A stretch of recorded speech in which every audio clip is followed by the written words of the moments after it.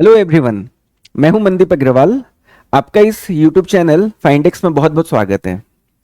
हमने पिछले वीडियो में सीखा था magnetic force on a charged particle.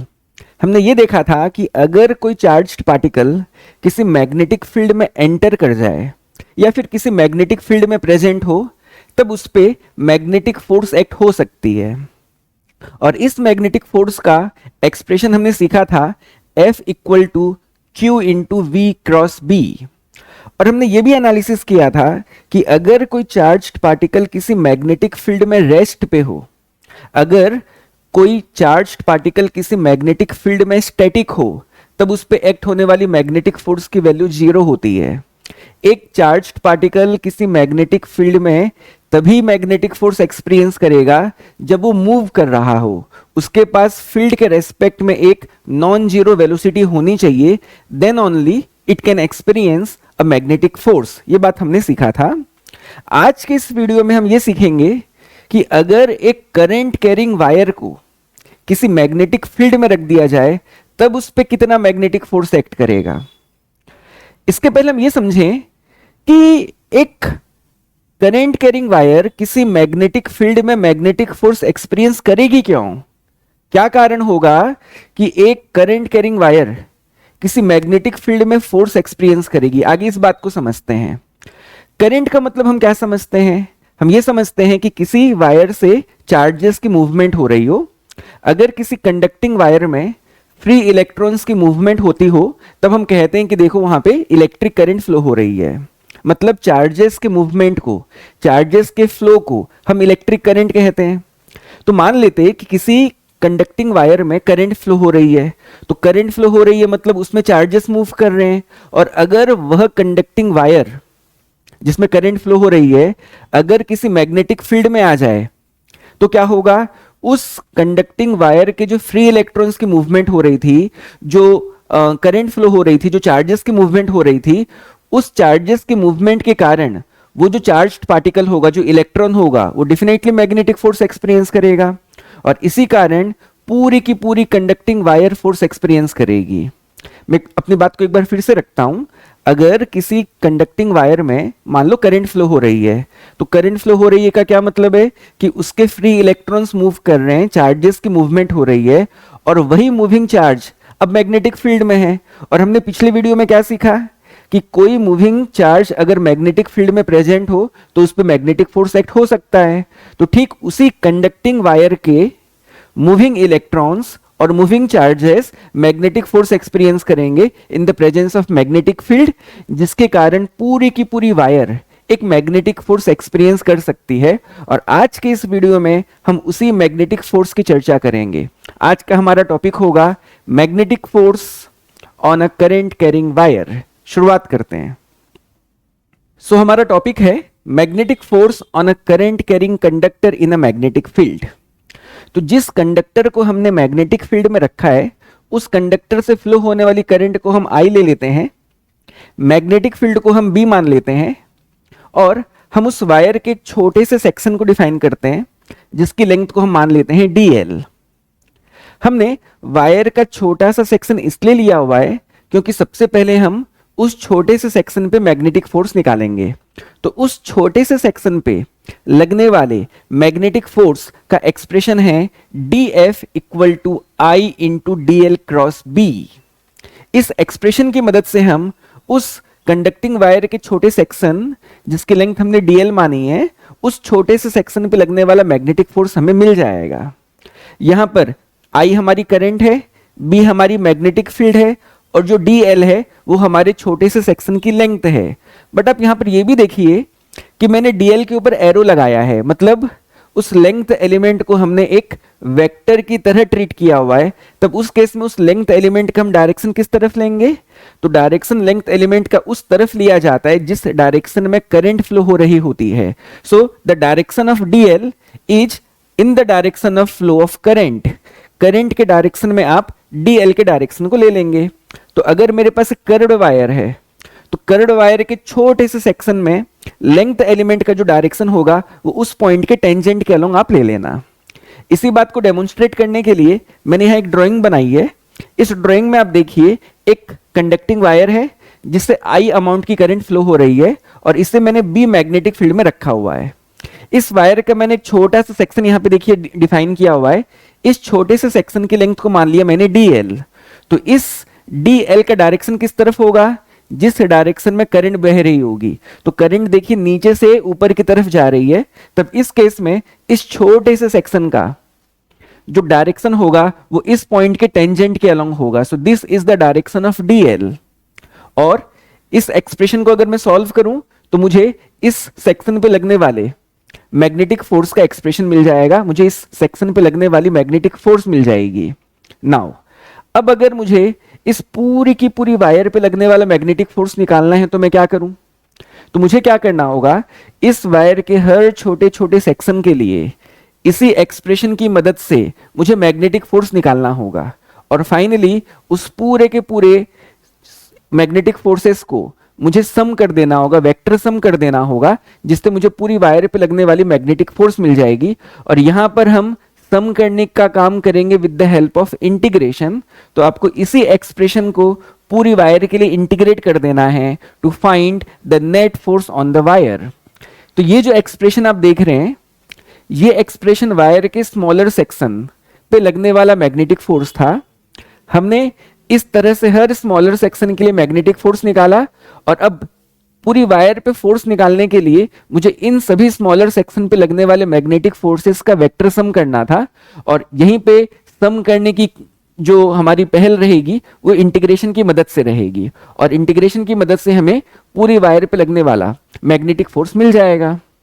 Now अगर मैं आपसे पूछूं what will be the magnitude of magnetic force, then it will be equal to integration of I dl b sine theta. हम ये बात अच्छे से जानते हैं कि a क्रॉस b की magnitude a b sine theta होती है। ठीक उसी तरीके से dl क्रॉस b की value dl b sine theta हो जानी चाहिए, जहां पर थीटा dl एंड b के बीच का एंगल होगा। हमने dl के डायरेक्शन को डिफाइन किया, मैग्नेटिक फील्ड भी एक वेक्टर क्वांटिटी है, तो इन दोनों के बीच में रहने वाला एंगल हमारा थीटा होगा। तो इस एक्सप्रेशन की मदद से हम मैग्नेटिक फोर्स की मैग्नीट्यूड को निकाल सकते हैं। अब बात करते हैं डायरेक्शन की। तो देखिए मैग्नेटिक फोर्स का जो डायरेक्शन होगा वो dl क्रॉस b के अलोंग होगा। अब ऐसा क्यों? क्योंकि हमें ये बात मालूम है कि दो वेक्टर क्वांटिटीज का क्रॉस प्रोडक्ट एक वेक्टर क्वांटिटी होती है। तब इस केस में जो हमारा फोर्स का एक्सप्रेशन है dF equal to I into dl cross b, इसमें dl क्रॉस b एक वेक्टर क्वांटिटी है एंड करंट I हमारी एक स्केलर क्वांटिटी है। तो dl क्रॉस b का जो भी डायरेक्शन होगा वही डायरेक्शन हमारे मैग्नेटिक फोर्स dF का होना चाहिए। सो इसीलिए the direction of magnetic force is along the direction of dl cross b।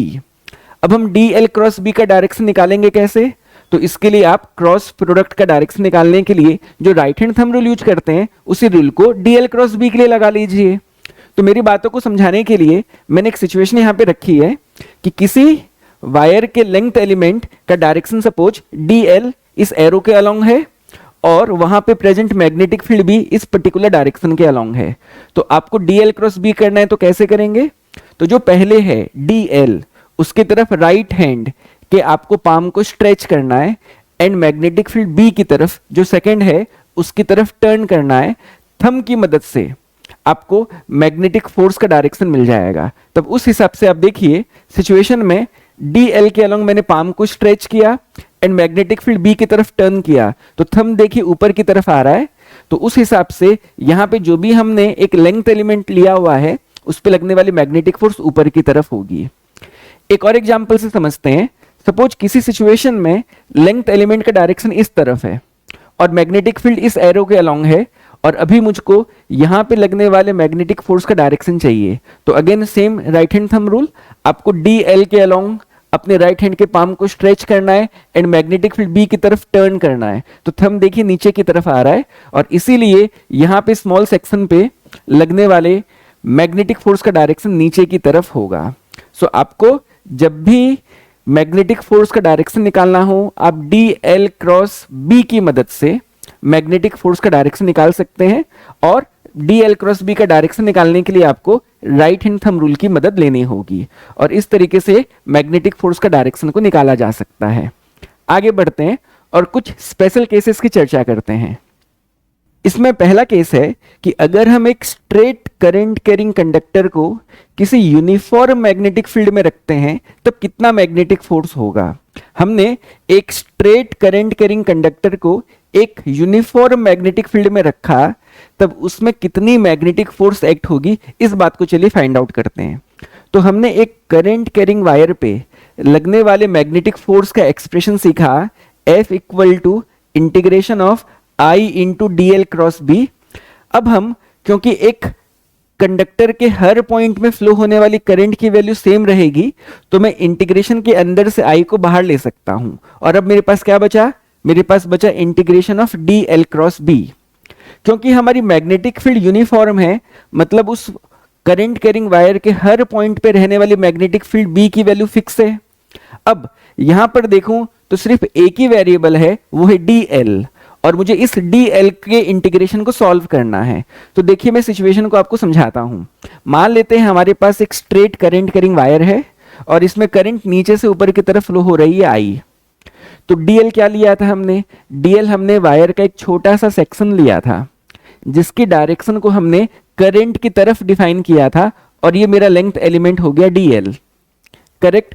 अब अगर मैं इस वायर के हर छोटे छोटे सेक्शन DL को इंटीग्रेशन की मदद से जोड़ूं तो मुझे अल्टीमेटली क्या मिलना चाहिए, डेफिनेटली मुझको इस पूरी की पूरी वायर की लेंथ मिल जानी चाहिए क्योंकि DL हमारी स्ट्रेट वायर का छोटा सा सेक्शन की लेंथ है। तो हर छोटे छोटे सेक्शन की लेंथ को अगर मैं इंटीग्रेशन की मदद से ऐड करूं तो फाइनली मुझे पूरी की पूरी वायर की लेंथ मिल जानी चाहिए और इसीलिए इंटीग्रेशन ऑफ DL को मैं directly L that is length of the wire लिख सकता हूं। यहां पर L के ऊपर भी एरो है तो मैं इस लेंथ का डायरेक्शन किस तरफ लूंगा, उसी तरफ लूंगा जिस तरफ करंट बह रही है। क्योंकि करंट नीचे से ऊपर की तरफ बह रही है तो लेंथ L का डायरेक्शन भी मुझे नीचे से ऊपर की तरफ ही लेना होगा।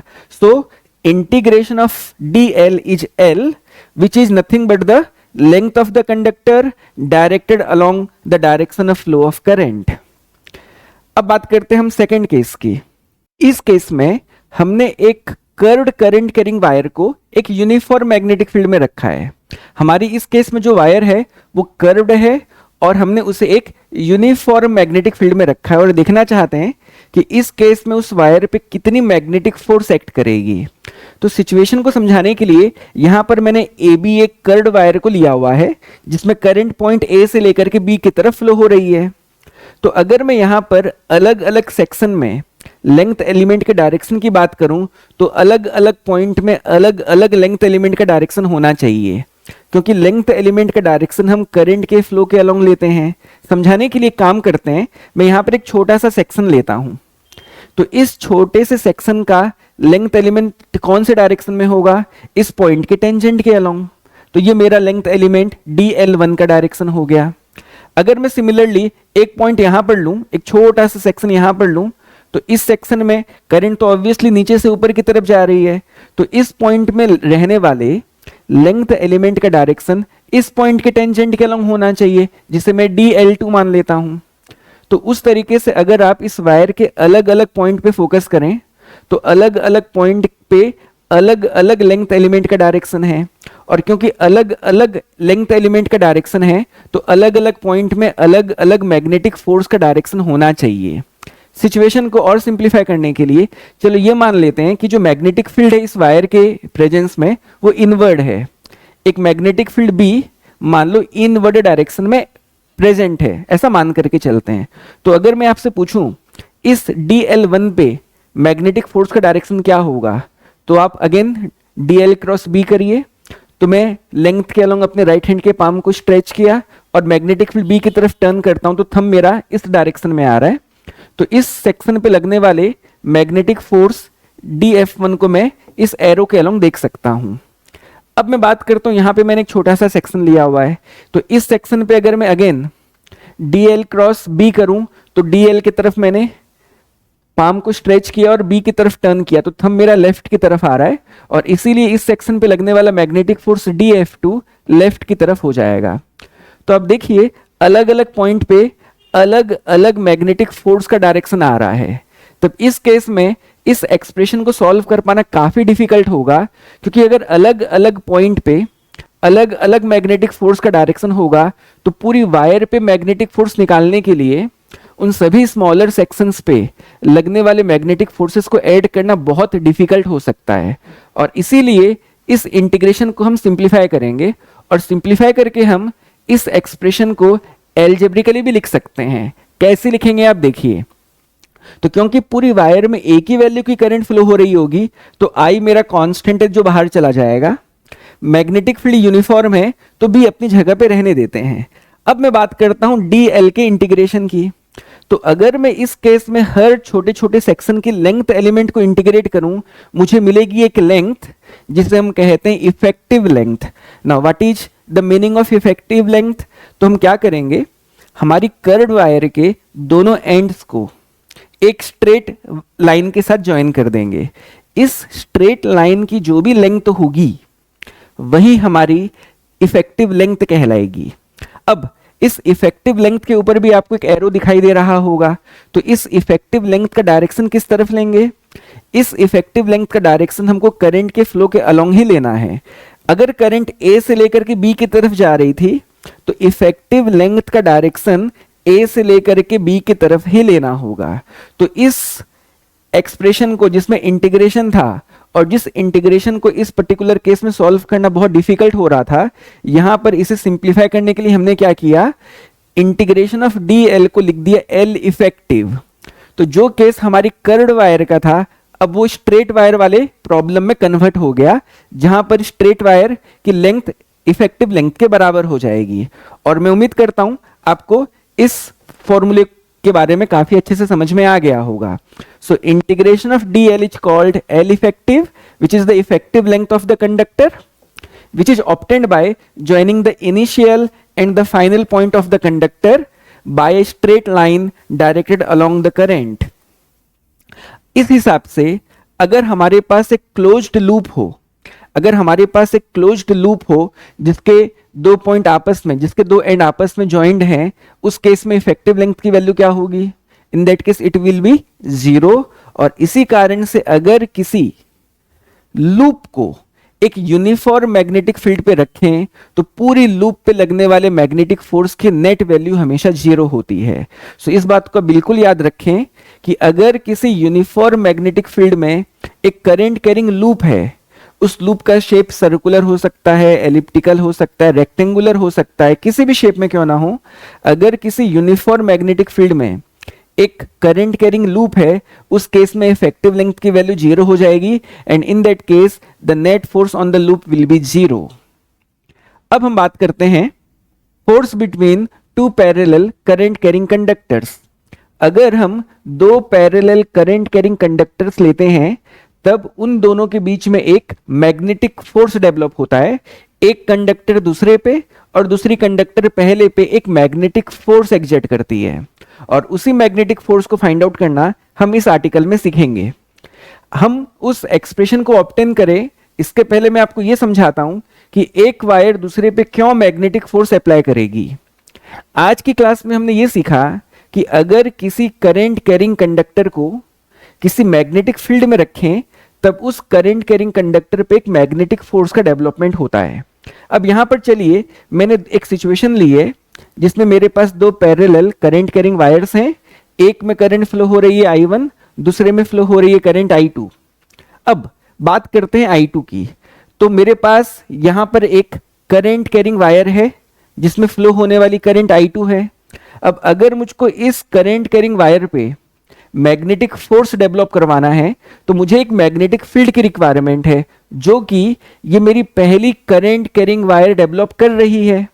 हम ये भी जानते हैं कि अगर किसी वायर से करंट फ्लो होती है, जब चार्जेस मूव करते हैं तब वो अपने सराउंडिंग में मैग्नेटिक फील्ड का डेवलपमेंट करते हैं।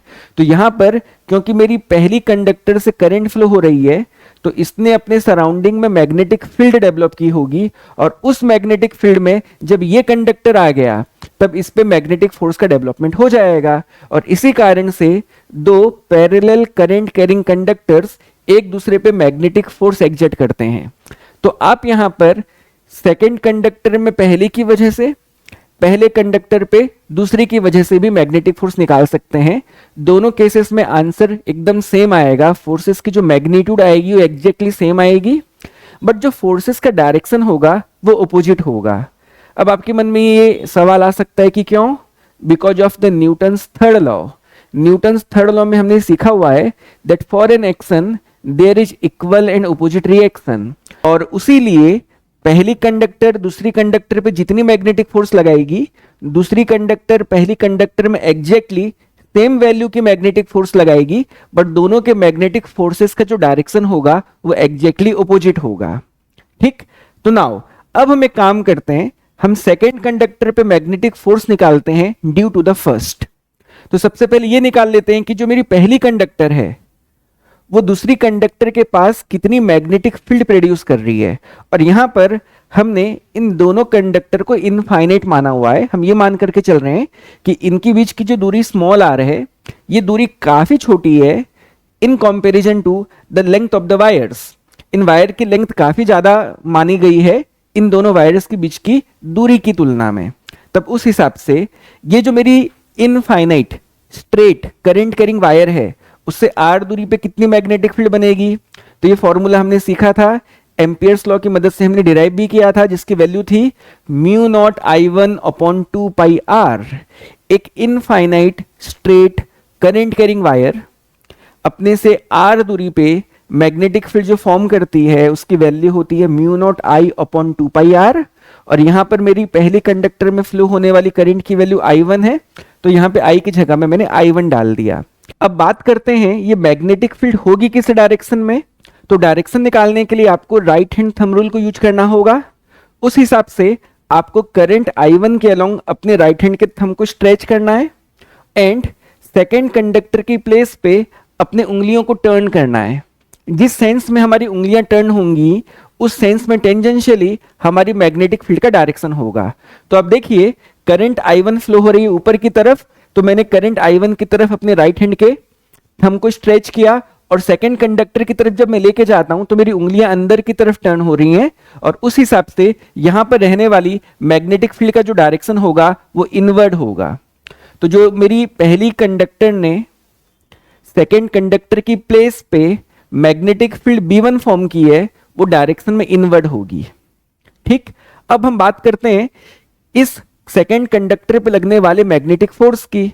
तो हमने एक स्ट्रेट करंट कैरिंग कंडक्टर पे लगने वाले मैग्नेटिक फोर्स को हमने निकालना सीखा था by the expression F equal to I into L cross B। जब एक स्ट्रेट कंडक्टर को हम किसी मैग्नेटिक फील्ड में रखते हैं तब उस पे एक्ट होने वाली मैग्नेटिक फोर्स को निकालने का एक्सप्रेशन है F equal to I into L cross B। तो अब मैं फोर्स निकाल रहा हूं सेकेंड कंडक्टर में due to the first. F21 is the force on conductor 2 due to the 1। क्योंकि यहां पे 1 की फील्ड ली गई है तो फोर्स भी 1 का ही होगा। सुनाओ, सेकेंड कंडक्टर पे क्योंकि फोर्स निकाल रहा हूं तो सेकेंड कंडक्टर में फ्लो होने वाली करंट की वैल्यू I2 हो गई। मैंने सेकेंड कंडक्टर की एक लेंथ ले ली है जिस लेंथ को मैंने यहां पे स्मॉल l मान लिया है। मैंने एक सेकेंड कंडक्टर की लेंथ डिफाइन की है जिसकी वैल्यू L है, और यहां पर मेरी मैग्नेटिक फील्ड B की जगह में आ जाएगा B1। अब हम बात करते हैं कि इस फोर्स की मैग्नीट्यूड कितनी होगी। तो force on conductor 2 due to 1 will be equal to I2 अपनी जगह पर है, मुझको L क्रॉस B1 को सॉल्व करना है। तो L क्रॉस B1 को हम लिख सकते हैं LB1 साइन थीटा, जहां पर थीटा की वैल्यू आप सोचिए क्या आनी चाहिए। देखिए जो करंट I2 है वो ऊपर की तरफ है, तो इसीलिए इस सेकेंड कंडक्टर का जो लेंथ एलिमेंट है उसका डायरेक्शन ऊपर की तरफ है। लेकिन पहली कंडक्टर ने जो मैग्नेटिक फील्ड बनाई है वो अंदर की तरफ है, तो लेंथ एलिमेंट है ऊपर की तरफ, मैग्नेटिक फील्ड है अंदर की तरफ, तो दोनों के बीच में एंगल कितना है, दैट इज 90 डिग्री। और इसीलिए यहां पर मुझे साइन थीटा में थीटा की जगह पे 90 डिग्री डालना होगा। साइन 90 की वैल्यू 1 हो जाती है, तो फाइनली मेरी फोर्स की वैल्यू क्या होगी, it will be equal to I2 अपनी जगह पर है, L अपनी जगह पर है, B1 की वैल्यू जो हमने निकाली थी mu naught I1 upon 2 pi r वो मैंने यहां पर पुट कर दी, और इस तरीके से मुझे force on conductor 2 due to the 1 की वैल्यू मिल गई। So this is the value of magnetic force on the second conductor due to the first, जहां पर मैंने सेकेंड कंडक्टर की एक लेंथ L डिफाइन की हुई है, जिस लेंथ L पे मैं मैग्नेटिक फोर्स निकाल रहा हूं।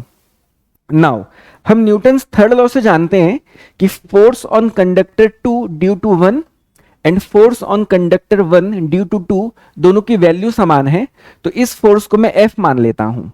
ठीक, अगर अब मुझे force per unit length define करना हो तो मैं क्या करूं, तो जो मैंने फोर्स की वैल्यू ऑब्टेन की थी, इस फोर्स की वैल्यू के साथ मुझको वायर की लेंथ को डिवाइड कर देना चाहिए।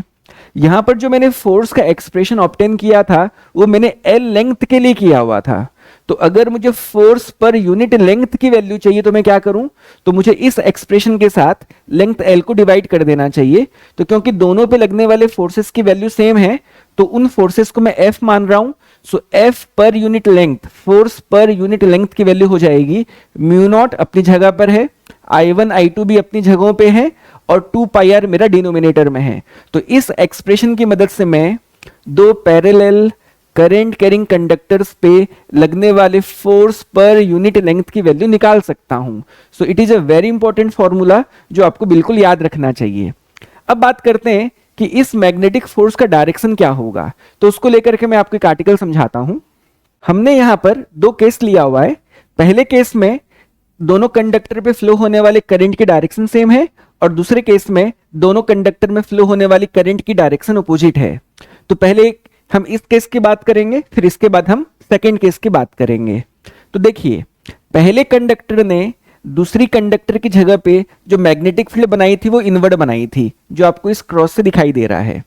सेकेंड कंडक्टर में फ्लो होने वाली करंट ऊपर की तरफ है, तो इस सेकेंड कंडक्टर का लेंथ एलिमेंट भी ऊपर की तरफ ही होगा। तब उस हिसाब से अगर मैं L क्रॉस B करूं तो मेरा थंब लेफ्ट की तरफ आ रहा है, और इसका यह मतलब है पहली कंडक्टर ने दूसरी कंडक्टर पे जो फोर्स लगाया है वो लेफ्ट की तरफ लगाया है, मतलब ये वाली कंडक्टर इसे अपनी तरफ अट्रैक्ट कर रही है। सिमिलरली अगर मैं फर्स्ट कंडक्टर पे सेकेंड कंडक्टर के लिए फोर्स निकालूं तो भी मुझे सेम वे में आगे बढ़ना होगा। मैं आपको समझा देता हूं। तो सेकेंड कंडक्टर में करंट फ्लो हो रही है ऊपर की तरफ, तो उसने फर्स्ट कंडक्टर की जगह पे किधर मैग्नेटिक फील्ड बनाई होगी, बाहर की तरफ। इसके लिए आपको यहाँ पे डॉट दिखाई दे रहा है कि सेकेंड कंडक्टर ने फर्स्ट कंडक्टर की प्लेस पे मैग्नेटिक फील्ड बाहर की तरफ बनाई है, करेक्ट।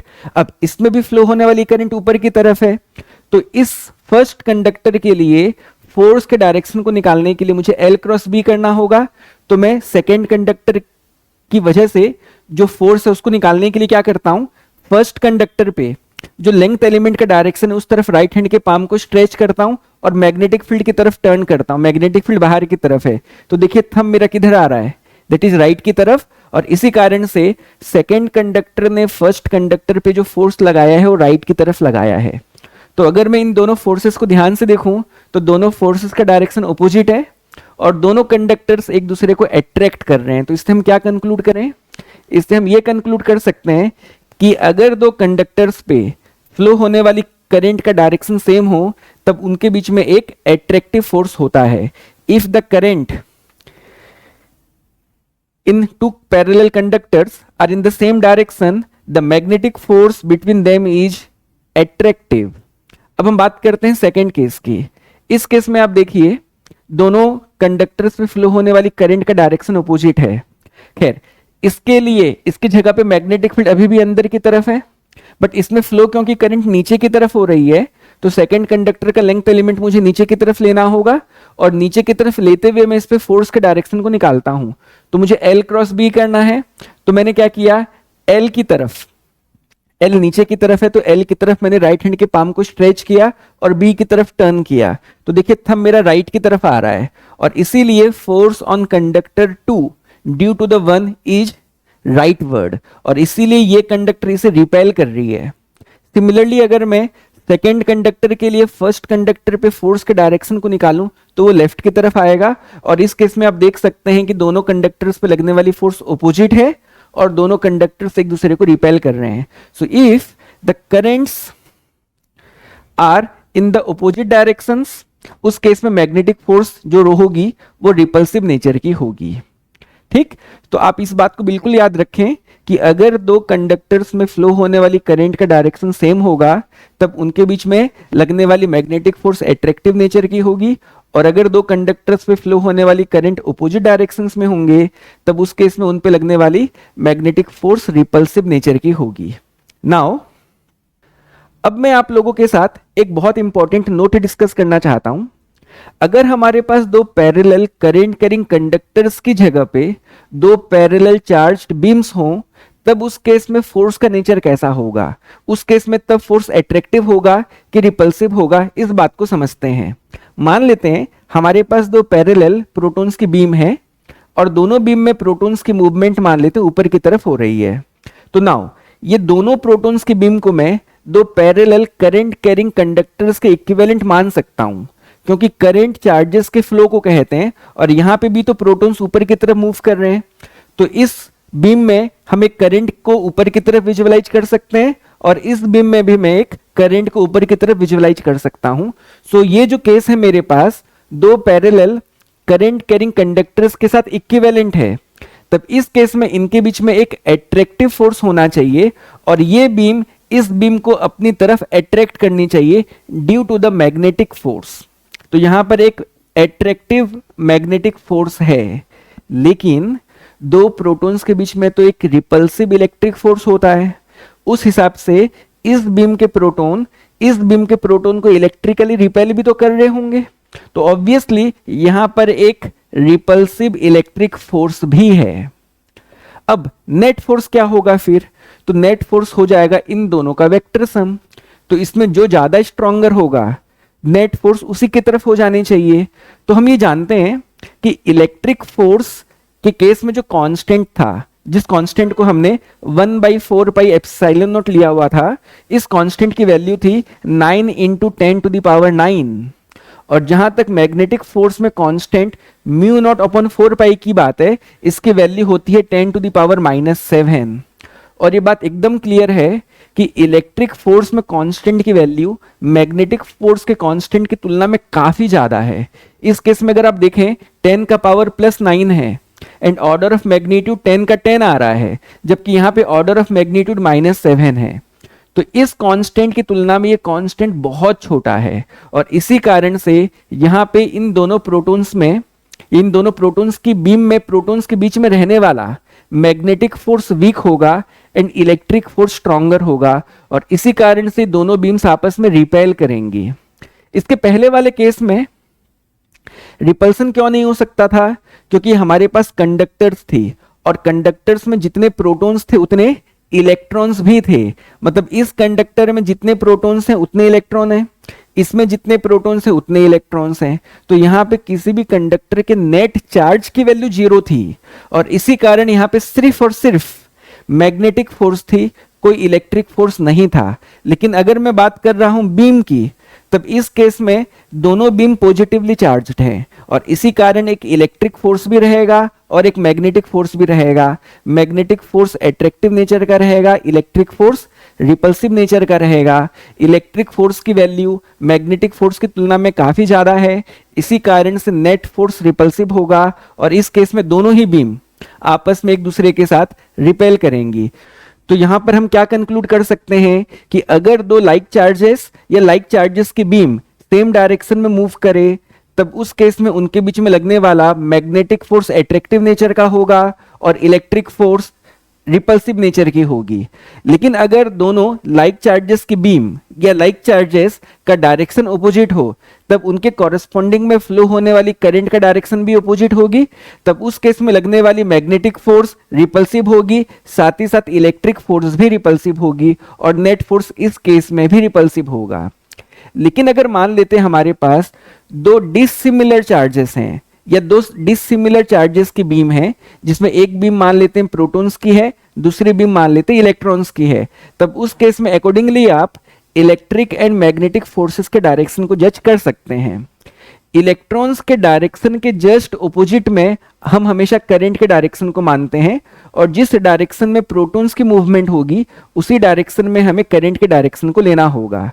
तो अगर मान लेते एक प्रोटॉन और एक इलेक्ट्रॉन की बीम है, तब इस केस में इलेक्ट्रिक फोर्स तो अट्रैक्टिव होगा, इसमें कोई दो राय नहीं है, क्योंकि डिसिमिलर चार्जेस के बीच में लगने वाली इलेक्ट्रिक फोर्स एट्रैक्टिव नेचर की होती है। जहां तक मैग्नेटिक फोर्स का सवाल है, आप देख लेना कि दोनों बीम के कारण डेवलप्ड करंट का डायरेक्शन सेम है या फिर ओपोजिट है। सेम रहा तो मैग्नेटिक फोर्स एट्रैक्टिव होगी, ओपोजिट रहा तो मैग्नेटिक फोर्स रिपल्सिव होगी, एंड अकॉर्डिंगली हम नेट फोर्स की वैल्यू को या फिर नेट फोर्स के डायरेक्शन को जज कर पाएंगे। अब हम प्रैक्टिस करते हैं कुछ न्यूमेरिकल्स की, जिसके साथ हमने आज जो भी सीखा उसको लेकर के हमें और ज्यादा कॉन्सेप्चुअल क्लैरिटी मिल पाए। पहला सवाल है, a current I is flowing through wire PQR. This wire is bent at Q and placed in uniform magnetic field B. If PQ equals to L and angle PQR equals to 60 degree and RP is perpendicular to PQ, then the ratio of magnetic forces on PQ and QR is. तो देखिए हमारे पास एक wire है PQR, आपको PQR wire दिखाई दे रही है, इसमें फ्लो होने वाली करंट की वैल्यू I है, साथ ही साथ P से लेकर के Q तक की जो लेंथ है वो स्मॉल l दिया हुआ है, और हमें यह बताया गया है कि एंगल PQR की वैल्यू 60 डिग्री है। PQR की वैल्यू 60 डिग्री है, साथ ही साथ RP is perpendicular to PQ, means RP PQ पे परपेंडिकुलर है, मतलब ये एंगल 90 डिग्री है। तो हमको ये बताना है कि जितना magnetic force PQ and QR पे एक्ट हो रहा है उसका रेशियो क्या होगा। तो हमने आज सीखा कि अगर कोई करंट कैरिंग वायर किसी मैग्नेटिक फील्ड में हो तब उस पर मैग्नेटिक फोर्स एक्ट करता है, और अगर कोई स्ट्रेट वायर किसी मैग्नेटिक फील्ड में हो तो उस पर एक्ट होने वाली मैग्नेटिक फोर्स होती है F equal to I into L cross B। ये फॉर्मूला आज हमने सीखा। तो एक काम करते हैं, हम PQ के लिए अलग फोर्स निकालते हैं, QR के लिए अलग फोर्स निकालते हैं, और फिर उन दोनों फोर्सेस का रेशियो ले लेंगे। तो P से लेकर के Q तक की जो वायर है स्ट्रेट है, Q से लेकर के R तक की वायर भी स्ट्रेट है, और हम दोनों के लिए मैग्नेटिक फोर्सेस निकालते हैं। तो सबसे पहले मैं बात करता हूं magnetic force on wire PQ, जिसे मैं F1 मान लेता हूं। ठीक, तो इसमें जो फ्लो होने वाली करंट है, अच्छा मुझे फोर्स की मैग्नीट्यूड का रेशियो बताना है, तो मुझे डायरेक्शन को लेकर के यहाँ पे कोई वरीड होने की जरूरत नहीं है। तो F1 की वैल्यू क्या हो जाएगी देखते हैं। तो करंट की जगह में I रहने दिया, करेक्ट। P से लेकर के Q तक की जो वायर है उसकी लेंथ हमें स्मॉल l गिवन है, तो L की जगह में L आ गया। ठीक, मैग्नेटिक फील्ड B है तो है, और मुझको यहाँ पे L क्रॉस B करना है, तो L क्रॉस B होता है LB साइन थीटा, तो मुझे यहाँ पे भी साइन थीटा मल्टीप्लाई करना है। अब हम ये देख लेते हैं कि थीटा की वैल्यू है कितनी। तो मैं आपसे ये पूछता हूँ सबसे पहले, L का डायरेक्शन किस तरफ लेते हैं, जिस तरफ करंट बह रही होती है। तो करंट P से लेकर के Q तक बह रही है, इसके लिए वायर PQ के लिए लेंथ का डायरेक्शन ऊपर की तरफ है। जहां तक मैग्नेटिक फील्ड का सवाल है, मैग्नेटिक फील्ड तो राइट की तरफ है, तो L एंड B के बीच में एंगल आपको दिखाई दे रहा है, ये 90 डिग्री है। तो हम वायर PQ के लिए डेफिनेटली एंगल की जगह में 90 डिग्री पुट करेंगे। साइन 90 की वैल्यू 1 होती है, तो उस हिसाब से F1 की वैल्यू हो गई ILB।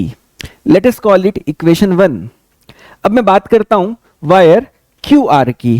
तो अब हम मानते हैं कि QR वायर पे लगने वाला फोर्स F2 है, तब इसके लिए हम अगेन सेम फॉर्मूले को यूज करेंगे। तो नाउ फोर्स की मैग्नीट्यूड निकालने के लिए मुझे करंट यहाँ पे लिखना चाहिए, तो करंट तो सेम फ्लो करेगी, जितनी करंट वायर PQ के साथ है उतनी करंट QR के थ्रू भी फ्लो कर रही है, तो करंट की जगह में कोई बदलाव नहीं आया। अब मुझे पुट करना है Q से लेकर के R तक की वायर की लेंथ कितनी है। अब इस लेंथ को निकालेंगे कैसे, तो इसके लिए मुझे ट्रिग्नोमेट्री के कॉन्सेप्ट को यूज करना पड़ेगा। तो देखिए ये एंगल 60 डिग्री है, 60 डिग्री से लगी हुई साइड की जो लेंथ है वो L है, एंड 90 डिग्री के सामने वाली साइड मेरी QR है जिसकी लेंथ मुझे चाहिए, और इस लेंथ को चलो मैं L डैश मान लेता हूं। तो इस राइट एंगल ट्रायंगल में हम बिल्कुल कह सकते हैं that base upon hypotenuse, angle से लगी हुई साइड बेस हो गई, 90 डिग्री के सामने वाली साइड हाइपोटेनियस हो गई। तो बेस अपॉन हाइपोटेनियस की वैल्यू cos थीटा होती है, तो यहाँ पे थीटा की जगह में 60 डाल दिया, तब उस हिसाब से L अपॉन L डैश की वैल्यू हो गई 1/2, साइन 60 की वैल्यू 1/2 होती है। तो अगर मैं आपसे पूछूं L डैश की वैल्यू कितनी होगी, तो डेफिनेटली क्रॉस मल्टीप्लीकेशन से इसकी वैल्यू 2L आ रही है। तो इससे एक बात तो मुझे समझ में आ गई कि वायर क्यू आर की जो लेंथ है वो 2L है, और इसके लिए जब मैं वायर क्यू आर पे मैग्नेटिक फोर्स निकालूंगा तब उसकी लेंथ मुझे यहाँ पे 2L पुट कर देनी चाहिए। दोनों के लिए मैग्नेटिक फील्ड की वैल्यू सेम है, तो मैग्नेटिक फील्ड बी की जगह में बी रहेगा। अब मुझे मल्टीप्लाई करना है साइन थीटा को, तो यहां पे मैं देखता हूं कि Q से लेकर के R तक मेरी करंट फ्लो हो रही है, तो QR के लिए ये मेरे लेंथ का डायरेक्शन हो गया, और मैग्नेटिक फील्ड आप देख सकते हैं राइट की तरफ है, तो इनके बीच का ये एंगल यहां पे मुझे चाहिए। अब इस एंगल को मैं ज्योमेट्री की मदद से निकाल सकता हूं, तो इसको निकालना उतना डिफिकल्ट नहीं होगा। आप देखिए, मैं एक काम करता हूं, अगर ये एंगल 60 डिग्री है तो ये एंगल 30 डिग्री होना चाहिए। क्यों? क्योंकि ये एक राइट एंगल ट्रायंगल है, और इस ट्रायंगल में ये 90 डिग्री, ये 60 डिग्री, तो इसको 30 डिग्री होना चाहिए।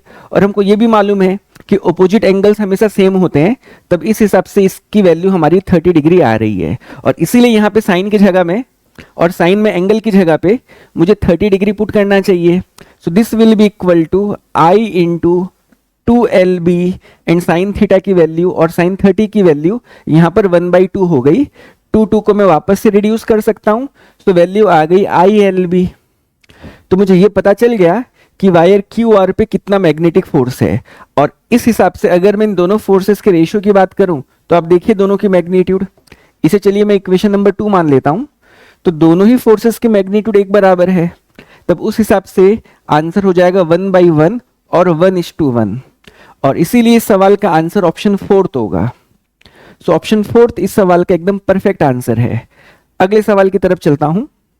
अगला सवाल है, a wire ABCDEF with each side of length L is bent as shown in figure and carries a current I.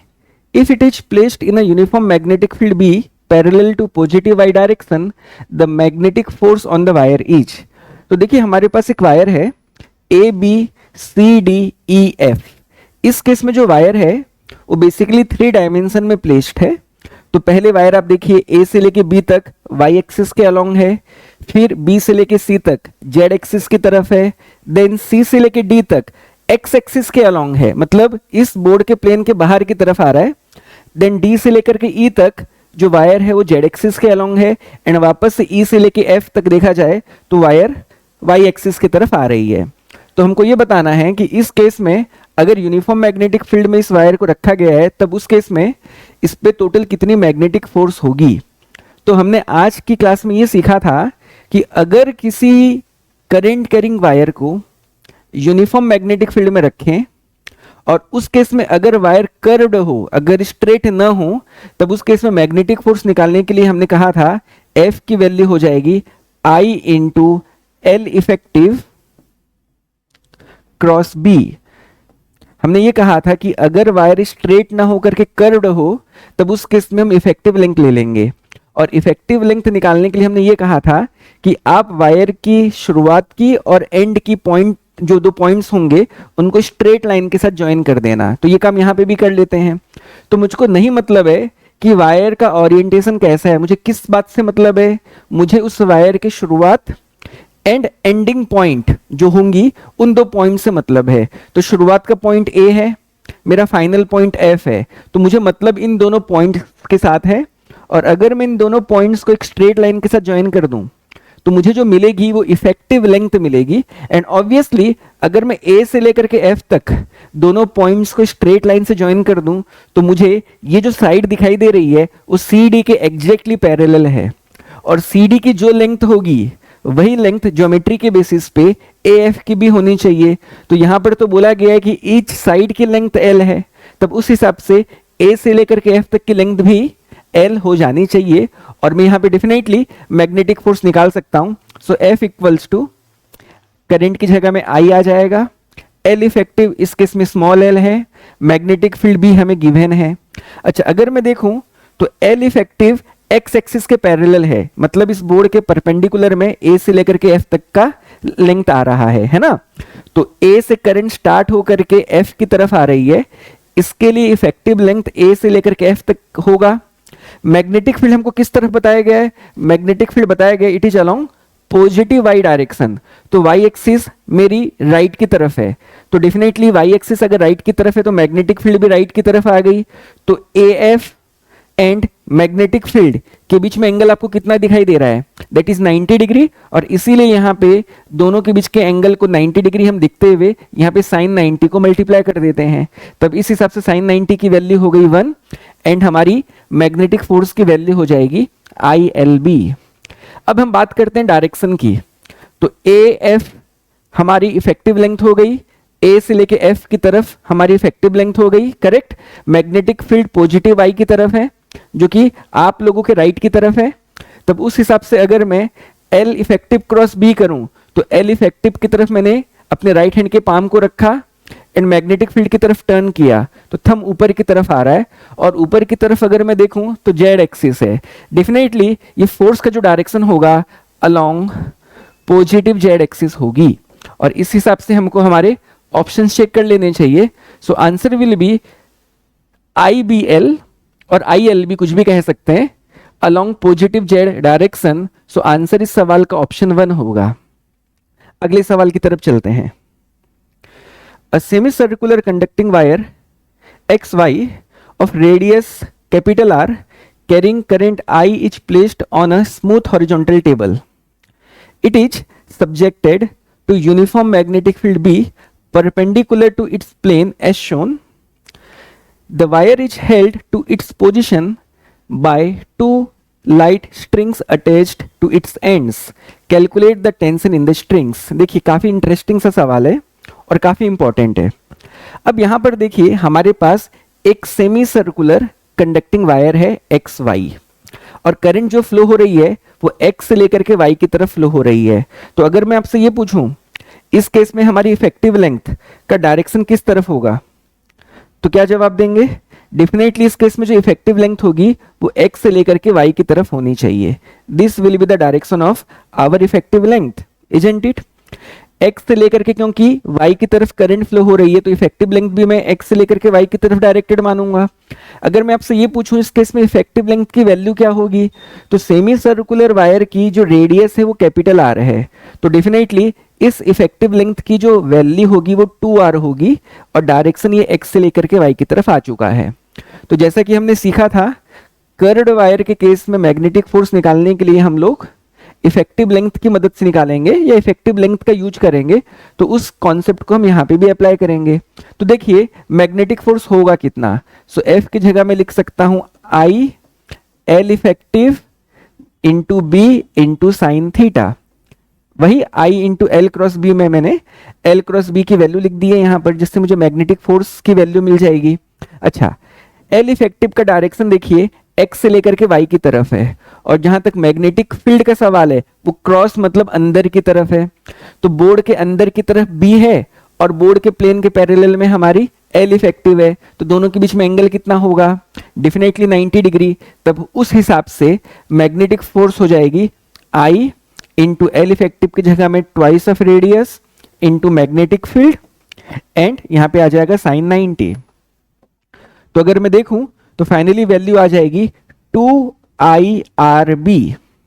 तो इतना मैग्नेटिक फोर्स मेरी ये semi circular conducting wire experience करेगी due to the magnetic field. अब इस force का direction समझते हैं। तो L इफेक्टिव का डायरेक्शन हो गया X से लेकर के Y की तरफ और मैग्नेटिक फील्ड आ रही अंदर की तरफ।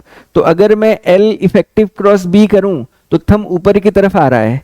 इसका यह मतलब है कि ये जो सेमी सर्कुलर कंडक्टिंग वायर है ये मैग्नेटिक फोर्स ऊपर की तरफ एक्सपीरियंस कर रही है और ये चाहती है कि टेबल पे रखी हुई ये जो बेसिकली जो सेमी सर्कुलर कंडक्टिंग वायर है वो F फोर्स के कारण चली जाना चाहती है। बट बताया क्या गया हमको कि इस सेमी सर्कुलर कंडक्टिंग वायर को हमने दो लाइट स्ट्रिंग्स की मदद से बांध दिया है उनके एंड्स पे।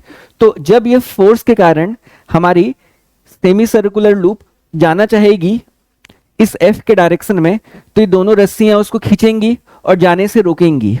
तो मान लेता हूं दोनों ही रस्सियों में डेवलप टेंशन की वैल्यू T है जो मुझे बताना है।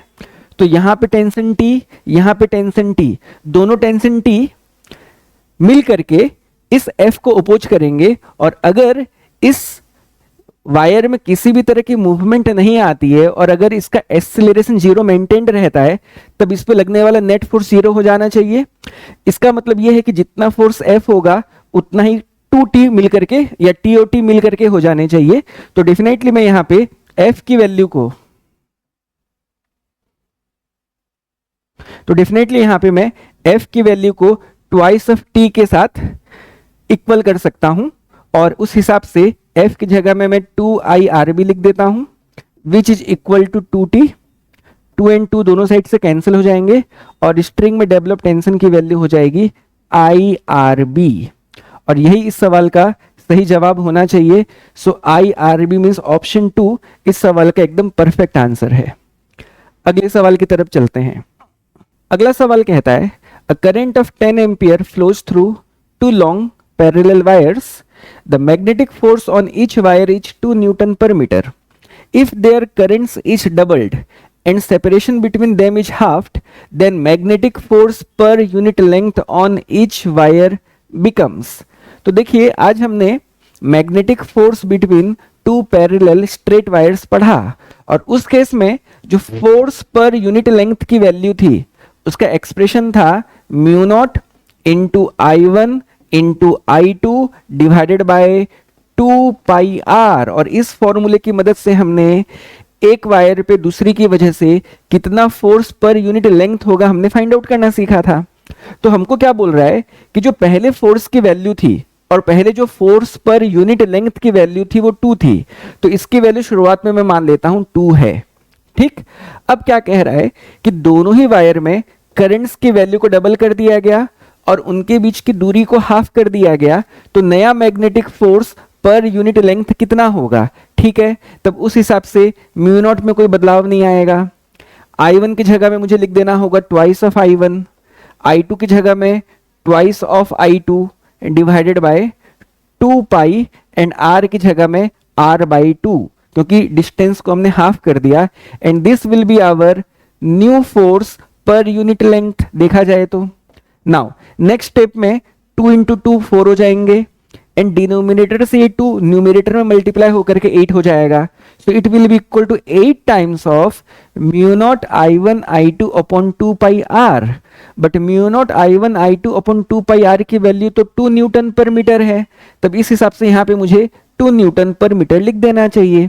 सो final answer is going to be 16 newton per metre और इसीलिए new force per unit length की वैल्यू 16 न्यूटन पर मीटर होगी और ऑप्शन 1 इस सवाल का एकदम परफेक्ट आंसर होगा।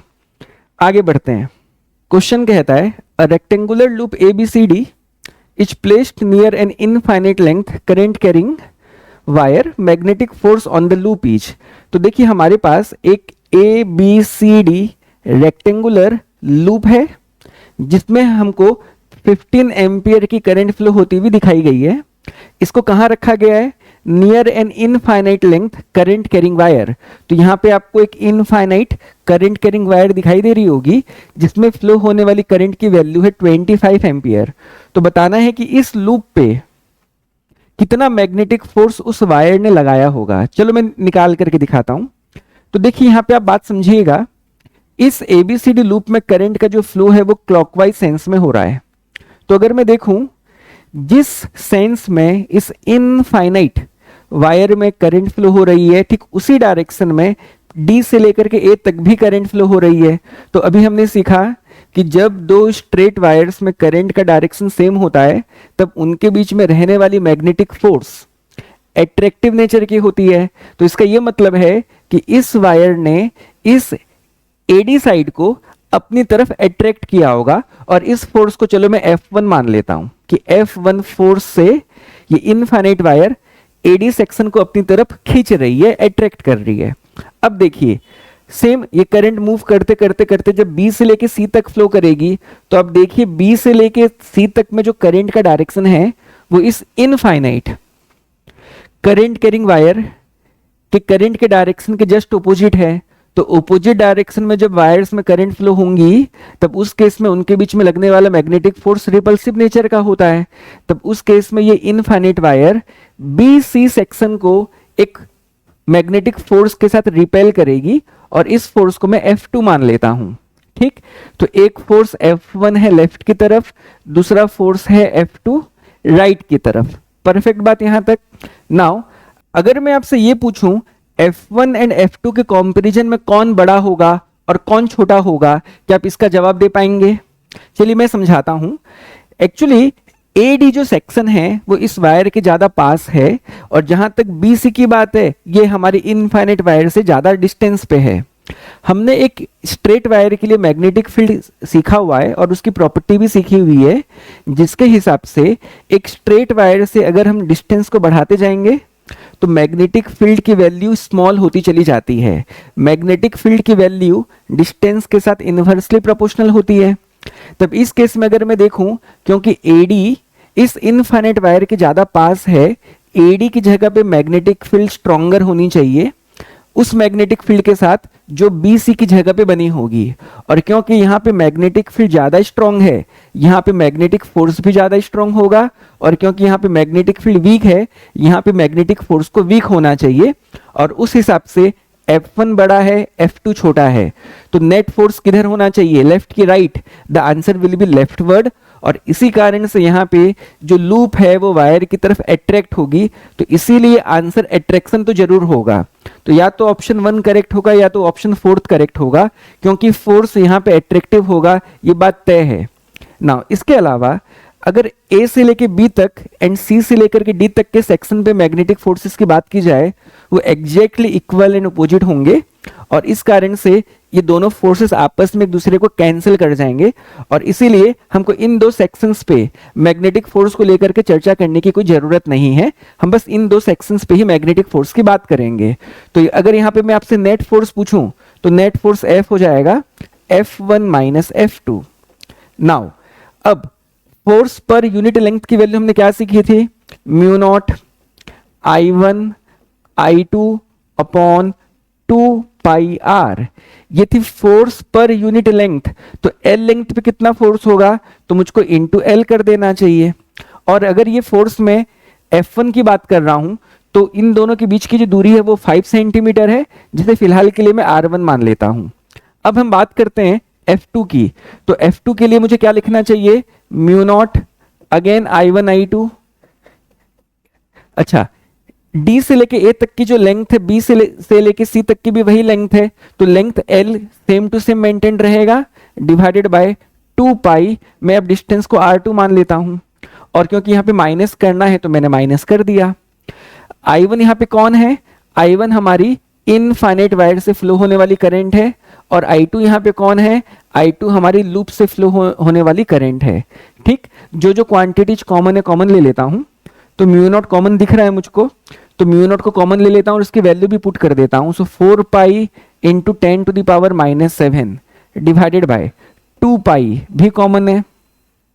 I1 I2 L भी कॉमन है, तो I1 की वैल्यू हमें गिवन है 25, I2 की वैल्यू हमें गिवन है 15। नाउ जहां तक लेंथ का सवाल है, लेंथ की वैल्यू हो गई हमारी यहां से लेके यहां तक की लेंथ 10 सेंटीमीटर। तो 10 सेंटीमीटर इज बेसिकली 0.1 मीटर, और बचा मेरे पास क्या? 1/R1 minus 1/R2। सो 1/R1 माइनस 1/R2 हमारे पास बाकी है। Now this is equal to, अगर मैं 4 पाई बाई 2 पाई करूं तो ये हमारा 2 आ जाना चाहिए। Now 25 into 2 becomes 50, 50 into 15 becomes 750 into 10 to the power -7 into 10 to the power -1 becomes 10 to the power -8। अब मुझे 1/R1 माइनस 1/R2 करना है। तो पहले जो दूरी थी 5 सेंटीमीटर थी, और बाद में जो दूरी थी कितनी थी? वायर से इस सेक्शन की दूरी हो जाएगी 5 प्लस 25, दैट बिकम्स 30। तो यहां पे आ जाएगा 1/5 into 10 to the power -2, centimetre को मीटर में बदला, -1/30 इंटू 10 टू द पावर -2। अब इसे सॉल्व कर देते हैं। So this will be equal to 750 into 10 to the power -8 into 10 to the power -2, numerator में जाके 100 हो जाएगा। 100/5 को मैं 20 लिख सकता हूं, माइनस अगेन यहाँ पे 10 टू द पावर -2 न्यूमरेटर में जाके 100 हो जाएगा। 100/30 को मैं 10/3 लिख सकता हूं, तो यहाँ पे आ गया हमारे पास 10/3। नाउ नेक्स्ट स्टेप में 750 into 10 to the power -8 into LCM मेरा 3 हो जाना चाहिए। 3 को 20 से मल्टीप्लाई करूंगा तो 60, 60 माइनस 10 बिकम्स 50। सो इतना मेरा वैल्यू आ गया। अब मैं 750 को 3 से रिड्यूस कर देता हूं, सो ये हो जाएगा हमारा 250। करेक्ट, 250 इंटू 50 विल बिकम, तो 25 फाइव जा कितना 125, 2 जीरो और बढ़ा देने चाहिए, into 10 to the power -8 newton. इस सवाल का सही जवाब आ रहा है, जिसको मैं आंसर चेक कर लेता हूं। मैं 12,500 इंटू 10 टू द पावर -8 को लिख सकता हूं 1.25 into 10 to the power -4 newton, and attraction इस सवाल का सही जवाब था। तब इस हिसाब से इस सवाल का आंसर ऑप्शन 1 एकदम सही होगा। आप 12,500 into 10 to the power -8 newton को 1.25 into 10 to the power -4 newton लिख सकते हो, और इस हिसाब से हमारा आंसर ऑप्शन 1 हो जाएगा। मैं बिल्कुल उम्मीद करता हूं कि आपके लिए ये वीडियो बहुत हेल्पफुल रहेगा। आपका बहुत बहुत धन्यवाद।